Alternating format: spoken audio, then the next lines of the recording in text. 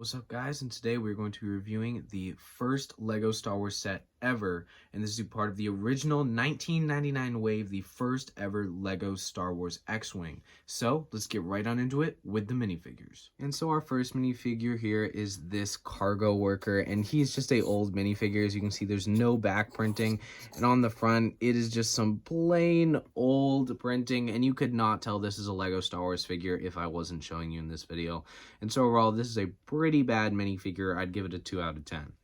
Next up, we have R2-D2, and I do think for this being the first LEGO Star Wars set ever, they did a pretty good job with him inventing this new mold that Astromech still use today, and overall it just looks really accurate. I think obviously no back printing is a little rough, but that's something that stayed with Astromech droids till very recently. And then obviously the biggest sort of flaw is this printing, lack of printing thereof right there, where most Astromech droids throughout time have had some. And so obviously that's a bit of a downgrade, but overall for 1999, this is probably the best looking minifigure in this set, and I'd give it a 6 out of 10. Then we have this regular X-Wing pilot from episode 4.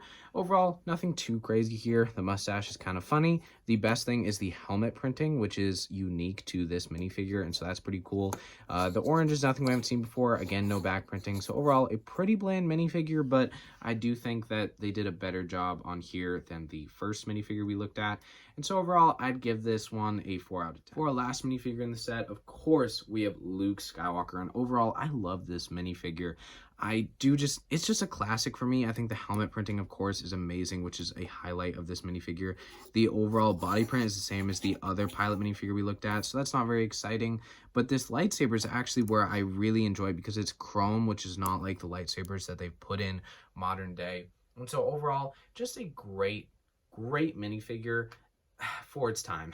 Nowadays, I'd give this one a 5 out of 10. I'm not gonna spend too much time on this, but I did think I'd show you guys the oldest LEGO Star Wars X-Wing versus the newest one. Legos came a long way. Alrighty, and so obviously the most important part of this set is the X-Wing itself. And as you can see, it is shaped like an X-Wing, and it looks like an X-Wing kind of, but is it an X-Wing? We will determine that right here.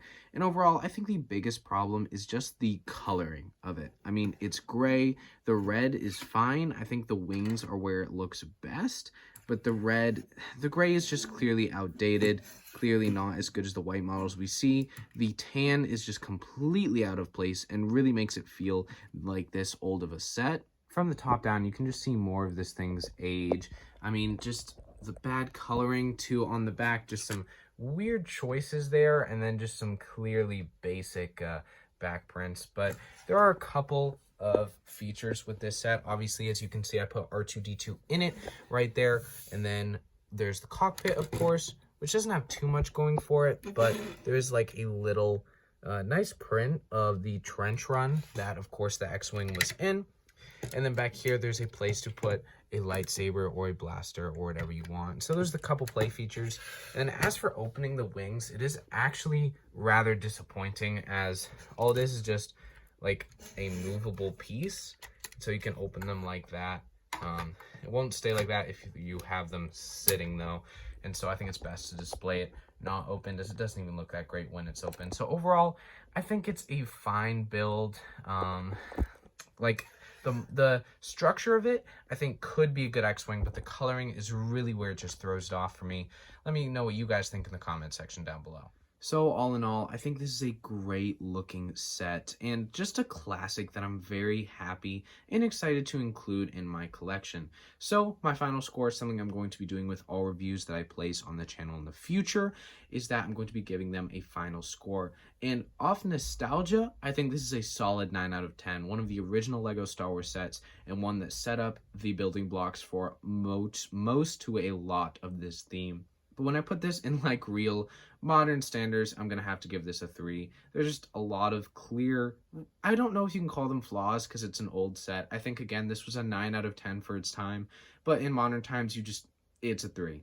There are obviously much better minifigures, much better quality in the modern sets. But overall, again, one I'm super excited and happy to have in my collection, and one that I was so happy to review in this video. So with that being said, please hit the subscribe button and like if you enjoyed, and don't forget to turn on notifications. And with that, thank you guys so much for watching. See you guys later on Brick Score.